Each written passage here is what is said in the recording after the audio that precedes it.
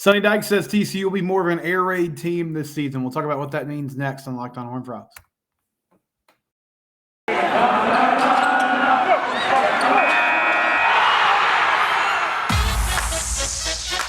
You are Locked On Horned Frogs, your daily podcast on the TCU Horned Frogs, part of the Locked On Podcast Network, your team every day.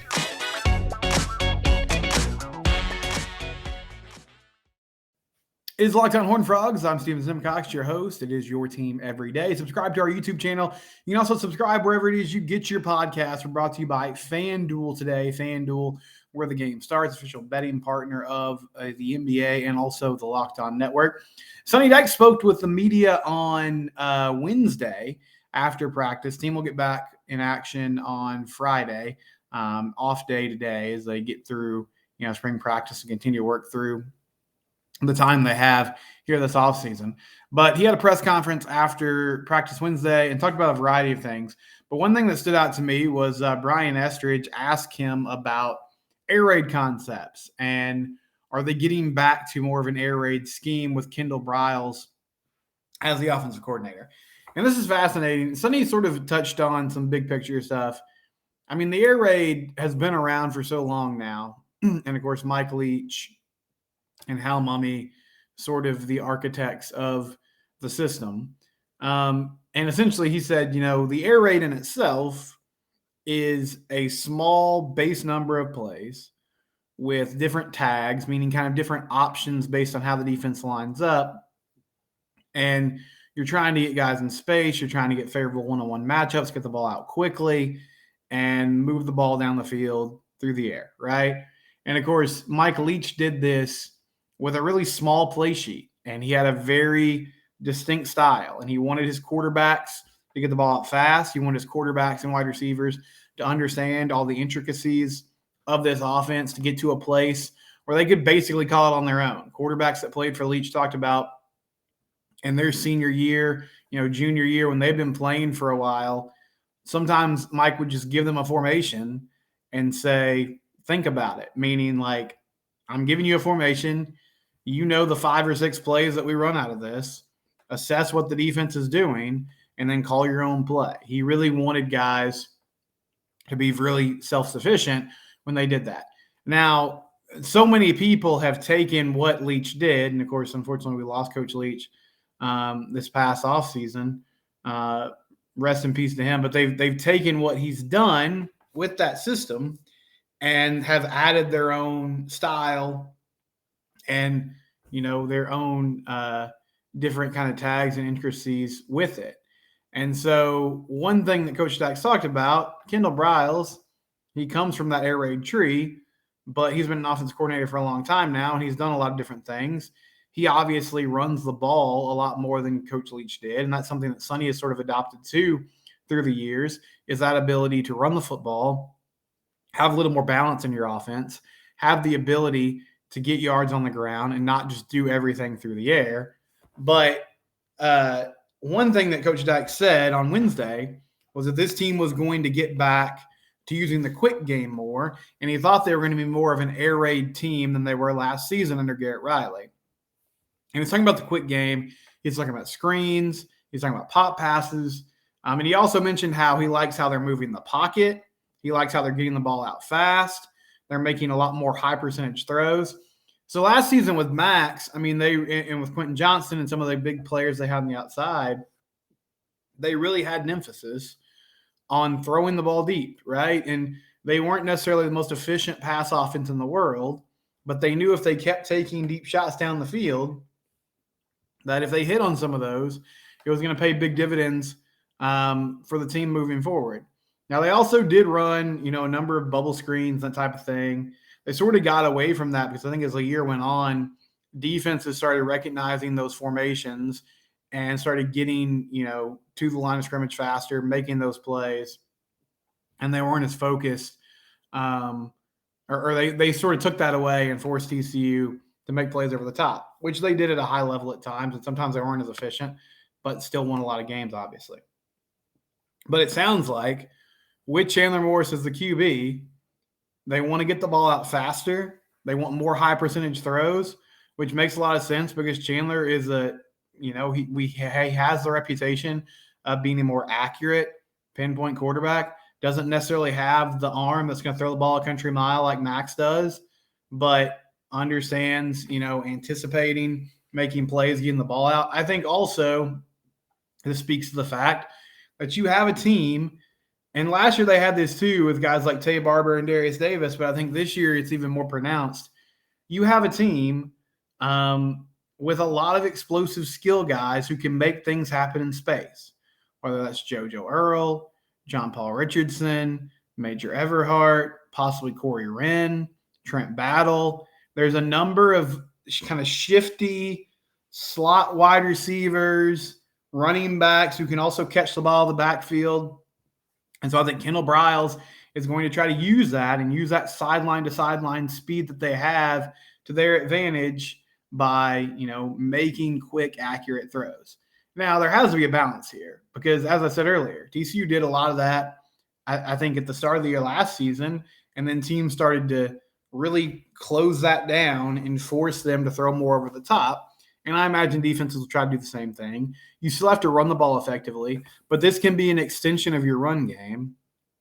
And for an offensive line that we hope is really good this year, but at least the first few weeks has some new faces and might be gelling, this could be a really advantageous thing to them too, because hopefully it takes some pressure off of them.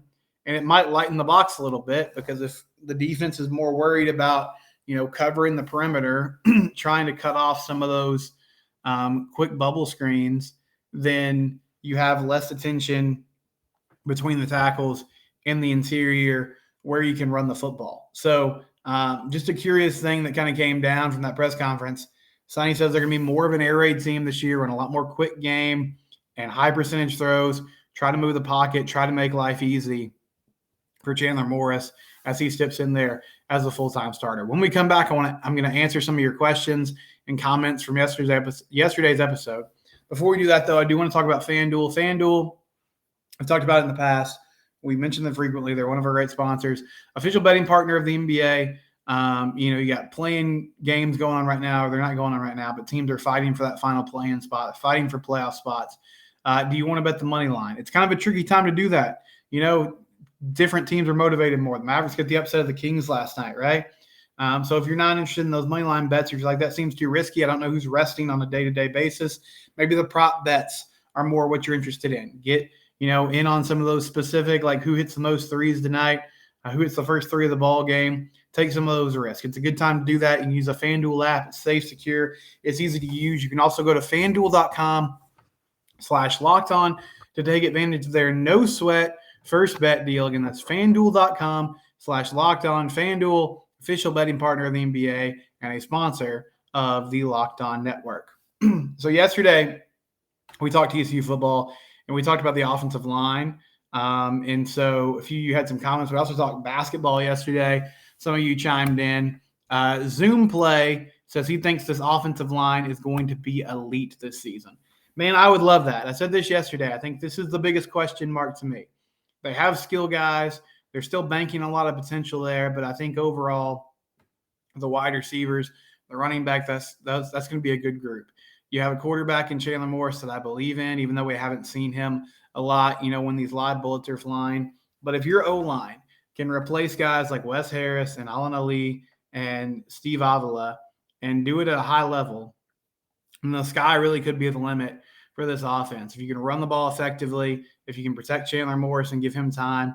And we just talked about in segment one, they do want to allow, some quick game, some screens. I'm sure we'll see a lot of draw plays too. They want to try to give this offensive line an advantage. I like A.J. Ricker. I like what Kaz Kazadi is doing with the strength and conditioning. And obviously that affects everybody, but it can really affect your O-line and getting those guys beefed up. We're hearing some good things. John Lands appears to be the guy that's going to slide into that center role, another really experienced player. You got some players like Willis Patrick, Ezra Dotson from Arizona State, maybe Garrett Hayes, who could slide into that guard role. They're also kind of cross-training some of these tackles like Andrew Coker and Brandon Coleman. Could they possibly slide inside at different points in the season?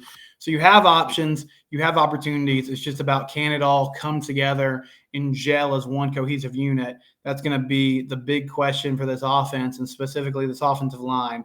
But yeah, Zoom play, I'm encouraged. I don't know if they'll be elite all year long. I think it might be a thing where they sort of grow into it as the year goes on. But the good news is the schedule, I think from a quality standpoint, from a physicality standpoint, is lighter on the first half of the season. So maybe they could build that up to where when they play, Texas, Oklahoma, Baylor, these teams that are more physical, they'll be in a better spot and they'll be in a better place to match up with those teams and those front sevens, because you have to protect the quarterback. You have to run the football if you're going to be successful, and that's going to be a huge key to this season. Tanner McKinney said, any news on the running back room?